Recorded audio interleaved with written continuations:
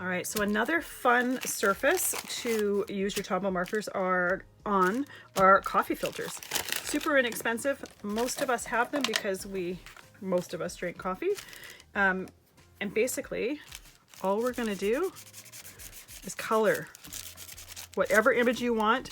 This is how I did the sample here. I created kind of a tie-dye-ish pattern. I'm gonna only do it on half this because I want to see what happens if I just do circles, just for fun. So you can do whatever pattern you want, and you're going to cover your whole coffee filter with your ink.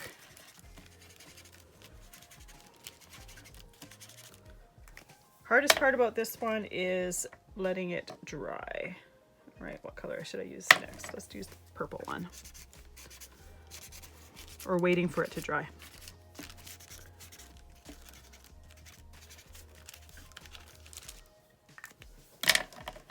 Let's go with some of the pink.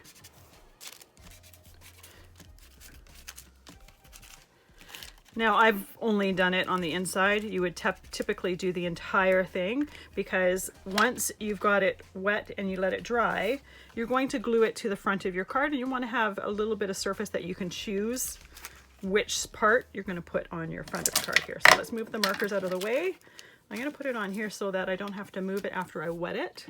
And all you're going to do is take your water and you're going to completely wet it.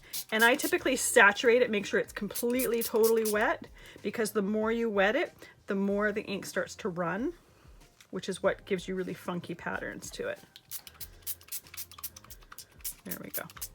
Now I don't want to move this. I want to let it dry on its own because I want the ink to completely flow and move. So I'm going to use this piece here. This piece is one that I was playing around with. There's my paper there. So this one here, I accordion folded it. I scribbled the ink on my surface here and then wet it and then just dipped some of the edges.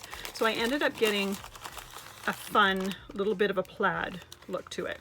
So I'm going to glue that to the front of my card. We're going to make this card a little bit different from the sample.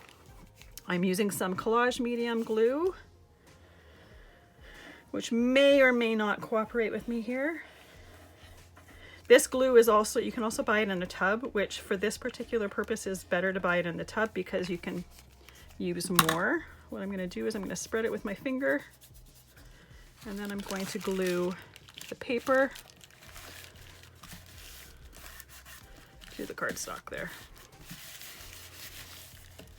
Now there's three ways that you can trim the edges here. You can trim them with the scissors, which is what I ended up doing for my sample, or you can put some glue on the other side and you can wrap it over if you didn't want to have a cut edge, although you don't really see the cut edge.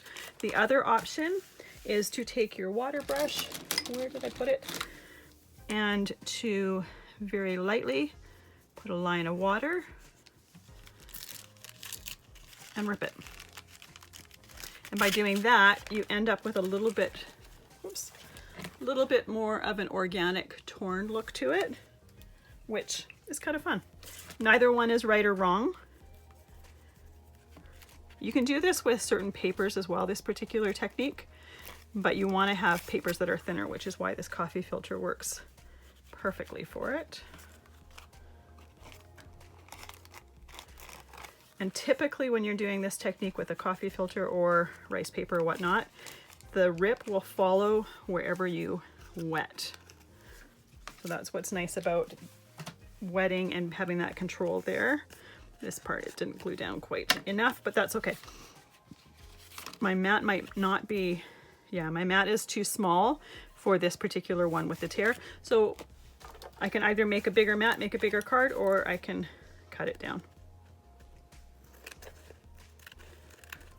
Typically what I would do, knowing that it tears a little bit bigger, is I would make my piece of cardstock here a little bit smaller so that I had room around the edges for that place to go there. So you could see the mat and still see the mat, but also have the torn edge.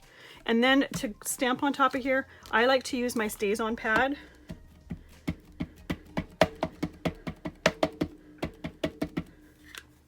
actually going to do it this way because this part's just a little bit